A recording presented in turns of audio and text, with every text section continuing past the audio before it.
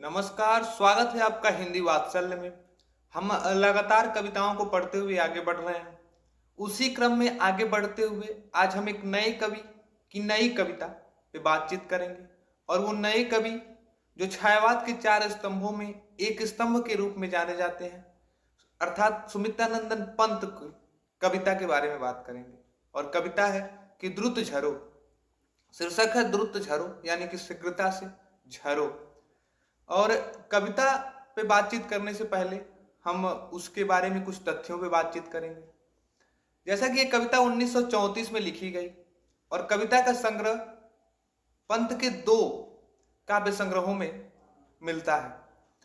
पहले ये कविता युगांत नामक काव्य संग्रह में 1935 में संकलित हुई और फिर 5 साल बाद यानी कि 1940 में पल्लव नामक काव्य संग्रह में संकलित हुई। पल्लव जो कविता संग्रह है वो प्रेम और रहस्यवादिता से भी संबंधित कविताएं हैं। यानी कि ये जो पंत की जो पल्लव नामक काव्य संग्रह है उस कविता में प्रेम और रहस्यवादी गुणों का भी समावेश है। आगे इस कविता यानी कि द्रुत झरो कविता में बातचीत करते हुए जब हम कविता को पढ़ेंगे तो एक शब्द मिलेगा कि द्रुत झरो जगत में जीर्ण पत्र। तो कविता में जो जीर्ण पत्र आए हैं उसका पुरानी और सड़ी गली परंपराओं के प्रतीक के रूप में हमें लेना चाहिए। इससे कविता और अच्छे तरीके से समझ आएगी। और इस कविता में आधुनिक बोध और प्रगतिवादी चेतना की भी जागृति को देखा जा सकता है। यानी कि आधुनिकता के बोध और प्रगतिवादी चेतना के बोध भी समावेश है। अर्थात जब हम जीर्ण पत्र की बात कर रहे हैं, अर्थात जीर्ण पत्र मतलब कि पुरानी सड़ी गली परंपराओं के अंत की बात कर रहे हैं, तो ये हमारे आधुनिक बोध यानी कि आधुनिकता की तरफ संकेत कर रहा है। ये प्रगतिशील चेतना की तरफ संकेत कर रहा है। और इसी आधुनिकता बोध और प्रगतिवादी चेतना से मिलकर इस कविता का निर्माण हुआ है, जिसमें कवि कल्पना के साथ साथ कामना भी कर रहा है कि हमें पुरानी जर्जर हुई परंपराओं को छोड़ते हुए नवीन चेतना शक्ति से एक नव युग का सृजन करने की आह्वान करते हुए कवि इस कविता को लिखता है।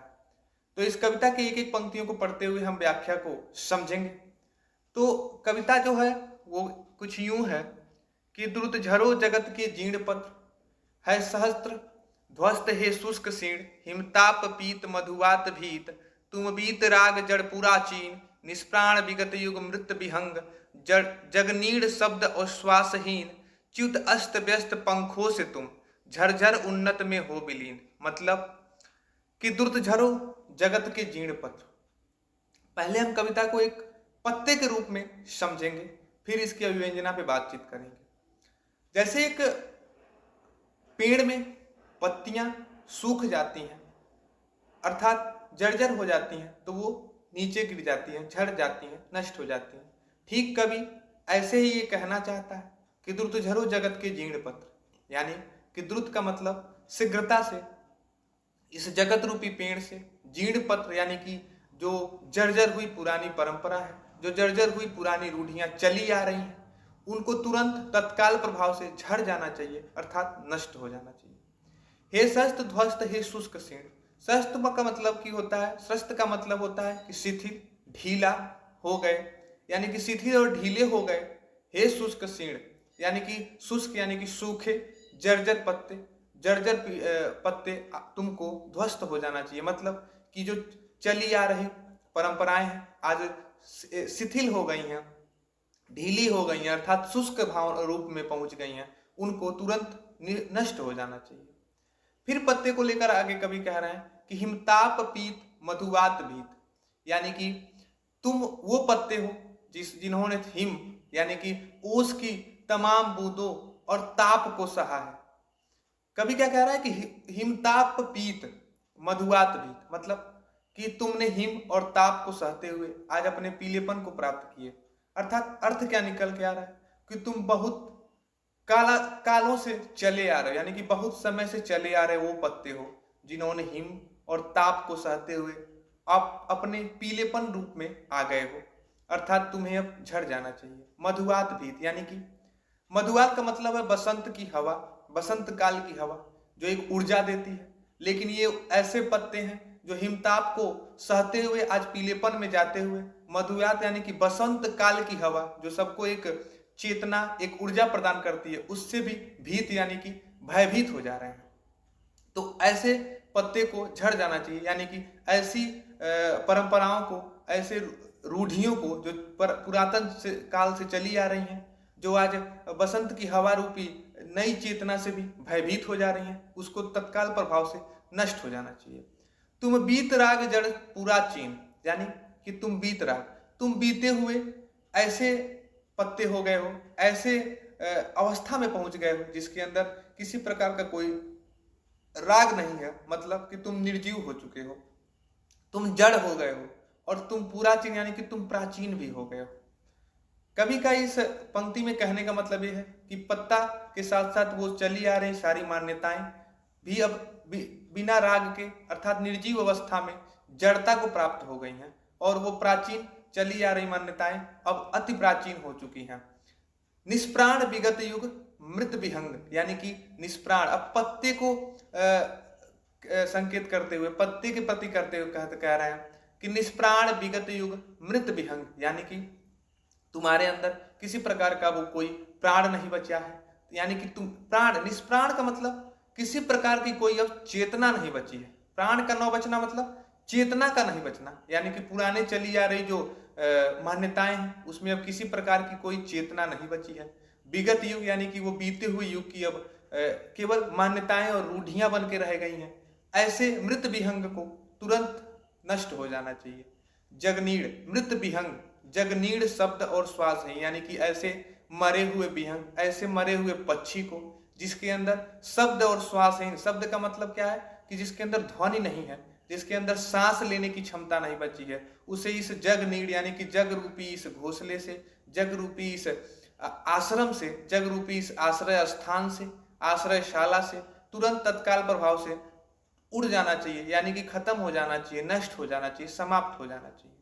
अर्थात जगनीड़ शब्द और श्वास यानी कि उस पक्षी, उस मरे हुए पक्षी के रूप में जो है जिसके अंदर शब्द यानी कि ध्वनि नहीं है, सांस लेने की क्षमता जो है हीन, मतलब क्षीण हो चुकी है, उसको इस जग नीड़, जो ये नीड़ जो सारे मनुष्यों के लिए एक नीड़ का काम करता है, ये जग, उसको तुरंत छोड़ देना चाहिए। यानी कि जो पुरानी परंपराएं चली आ रही हैं जिसके अंदर किसी प्रकार की कोई चेतना नहीं है, किसी प्रकार की कोई ध्वनि नहीं है, उसको तत्काल प्रभाव से अब इसमें नष्ट हो जाना चाहिए और एक नई चेतना की तरफ अग्रसर होना चाहिए। आगे कह रहे हैं कि च्युत अस्त व्यस्त पंखों से तुम, आगे कह रहे हैं कि च्युत अस्त व्यस्त पंखों से तुम, च्युत का मतलब अलग थलग, अस्त व्यस्त पंखों से तुम ऐसे अलग थलग हो गई हो जैसे पंखों यानी कि पक्षियों के पंख जैसे अलग थलग हो जाते हैं, अस्त व्यस्त एक दूसरे में फंसे हुए अलग थलग फंसे हुए होते हैं। उसी तरह से तुम आज जो परंपराएं चली आ रही हैं वो अलग थलग होते हुए अपने जीर्ण अवस्था में पहुंच चुकी है, झरझर अनंत में हो मिले, यानी और तुम ऐसी जो मान्यताएं हैं जो अपने जीर्ण अवस्था में पहुंच चुकी हैं, जिसके अंदर कोई प्राण नहीं है या मतलब कि कोई चेतना नहीं बची है, इस तरह की परंपराएं, इस तरह की रूढ़ियों को तत्काल झरझर अनंत में हो विलीन, यानी कि तुरंत से झर के यानी कि नष्ट होके विलीन हो जाना चाहिए। आगे पंक्तियों में कह रहे हैं कि कंकाल जाल जग में फैले, फिर नवल रुधिर पल्लव लाली, प्राणों की मरमर में मुखरित, जीव की मांसल हरियाली, मंजरित विश्व में यौवन के, जग कर जग का पीक मतवाली, निज अमर प्रणय स्वर मदिरा से भर दे फिर नवयुग की प्याली। अब देख रहे हैं कि लास्ट लाइन जो मैंने पढ़ा है इस बंद का, उसमें पंत जी ने कहा है कि नव युग की प्याली, यानी कि नए युग का आह्वान किया जा रहा है इस पंक्तियों में, इस बंद में। कह रहे हैं कंकाल जाल जग में फैले। कंकाल जाल का मतलब क्या है?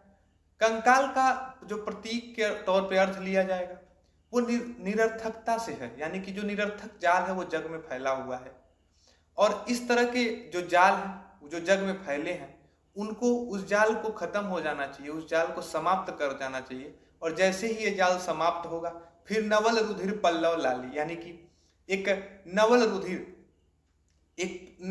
यानी कि लाल रक्त कणिका की तरह एक पल्लव की लाली लिए एक पल्लव खिल उठेगा। ये दुनिया फिर से एक बार से पल्लवित हो जाएगी, मतलब क्या है कि रुधिर का शब्द यूज कर रहे हैं। रुधिर का मतलब क्या है कि एक छोटे से उदाहरण से हम इसको समझेंगे कि जब भी हम किसी अस्पताल में जाते हैं तो वहाँ हम देखते हैं कि जब भी कुछ हम बीमार पड़ते हैं, जब भी हम किसी ऐसी अवस्था में जाते हैं जहाँ हम शिथिल हो जाते हैं, तो हमारे ब्लड को यानी कि रुधिर को जांच किया जाता है। उसमें हम देखते हैं कि जिसके अंदर हीमोग्लोबिन की कमी आती है उसकी ऊर्जा खत्म हो जाती है, और जिसके रुधिर का एक मानक जो है वो बना रहता है, उसमें ऊर्जा भरपूर रहती है। तो कह रहे फिर नवल रुधिर पल्लव लाली, यानी कि एक नवल रुधिर पल्लव लाली, यानी कि रुधिर का मतलब ऊर्जा से है। एक नए पल्लव, एक नए ऊर्जा से युक्त पल्लव, लाली युक्त लालिमा युक्त पल्लव खिलेगा जो एक नए युग को संरचना और आकार प्रदान करेगा। प्राणों की मरमर से मुखरित, यानी कि प्राणों की मरमर से मुखरित। मरमर क्या है? मरमर जो है वो पक्षियों की भाषा है, कोयल की भाषा है। वो कह रहे हैं कि जो प्राणों की मरमर से मुखरित, यानी कि जो जब ये नए तरह का रुधिर पल्लव लाली, जब ये नया पल्लव खिलेगा, तब प्राणों की मरमर, तब कोयल बोलेगी, तब जीव की मांसल हरियाली। मांसल का मतलब क्या है कि एक ऐसे एक सजीवता के रूप में जीव की मांसल हरियाली, और पूरे जगत में एक सजीव चेतना का विकास होगा, एक नए युग का विकास होगा। तो आगे पंत जी कह रहे हैं कि मंजरित विश्व में यौवन के। मंजरित का मतलब क्या है कि मंजरी से युक्त। अब मंजरी क्या है? मंजरी हम देखते हैं कि अभी आमों के सीजन में या फिर छोटे, अब सबके घरों के सामने तुलसी का पौधा होगा। हम देखते हैं कि तुलसी के जो फूल आते हैं, जो फल आते हैं, वो मंजरी है। अर्थात जब आमों का जिक्र करके बात करें तो आमों में जो हम ऐसे कहते हैं गौई तौर पे कि बौर आ गए हैं, वो बौर ही मंजरी है। तो कह रहे हैं कि मंजरित विश्व में यौवन, इस विश्व यानी कि इस जगत में वो मंजरी आ जाएगी। उस मंजरी से युक्त एक यौवन, यानी कि नव युग की बात कर रहे हैं। एक नए युग का निर्माण होगा। जग कर जग का पिक मत वाली। अब देखिएगा, जग कर जग का पिक मत वाली अर्थात यहाँ यमक अलंकार है। जग कर जग का पिक मत वाली, कौन सा अलंकार है? यमक अलंकार है। जग कर जग का पिक मत वाली, इसमें पहले जग का मतलब है जगने से, और दूसरे जग का मतलब है पिक यानी कि संसार। कह रहा है कि जग कर जग का पिक मत वाली, अर्थात इस नए युग में, नए मंजरी युक्त विश्व के यौवन अवस्था में, एक नए जो नई अवस्था में हम जागते हुए, नई चेतना से जागृत होके, जग यानी कि संसार में जब पिक यानी कि जब कोयल मतवाली होके बोलेगी, तो निज अमर प्रणव स्वर मदिरा से भर दे फिर नवयुग की प्याली। तो वो अमर प्रणय यानी कि स्नेह भरी अपनी कभी अमर यानी कि कभी वो समाप्त न होने वाली ऐसी अमर स्वर, स्नेह भरे स्वर से पूरे युक्त, पूरे समाज को, पूरे संसार में एक नए युग को, एक नए युग के निर्माण का आह्वान करेगी। तो आगे कह रहा है कि एक नए युग का जब आह्वान करेगी, अर्थात कविता यही एक छोटी सी कविता, जैसा कि मैं पहले बता चुका हूँ, एक छोटी सी कविता है। तो पूरी कविता में जैसा कि पंत जी ने यही बताया है कि ये जो पुरानी मान्यताएं हैं, इन मान्यताओं को खत्म होना चाहिए, अर्थात द्रुत झरो जगत के जीर्ण पत्र। मैं एक बार फिर से एक समराइज तौर पे अगर मैं बताऊं तो कविता में पुरानी पीढ़ियों, पुरानी जो चली आ रही रूढ़ियों और पुरानी मान्यताओं को खंडन करते हुए एक नए युग और नई चेतना के विकास की बात देखने को मिल रही है। ये क्यों हो रही है? क्योंकि आपको पता है युगांत जो युगों के यानी कि छायावाद युग के अंत की घोषणा करता है और प्रगतिशील चेतना को स्थापित करने की बात करता है, और वही पल्लव जो है वो भी प्रगतिवादी चेतना से सराबोर एक काव्य संग्रह है। अर्थात प्रगतिशील चेतना और जो प्रगतिशील चेतना में समाई हुई आधुनिकता बोध है, उससे युक्त ये कविता है। जो कविता कह रही है कि जो पुराने पत्ते रूपी, जो झरे हुए, पीले हुए, कालांतर से चले आ रहे वो पत्ते जो आज पीलेपन से दबित हैं, यानी कि पीलेपन में आ चुके हैं, अपने पीली अवस्था में आ चुके हैं, जो बसंत की हवा से भी भयभीत हो जा रहे हैं, जो जड़ हो चुके हैं, जो प्राचीन हो चुके हैं, ऐसे पत्ते रूपी मान्यताओं को तुरंत झड़ के नष्ट हो जाना चाहिए और एक नए चेतना का विकास होना चाहिए।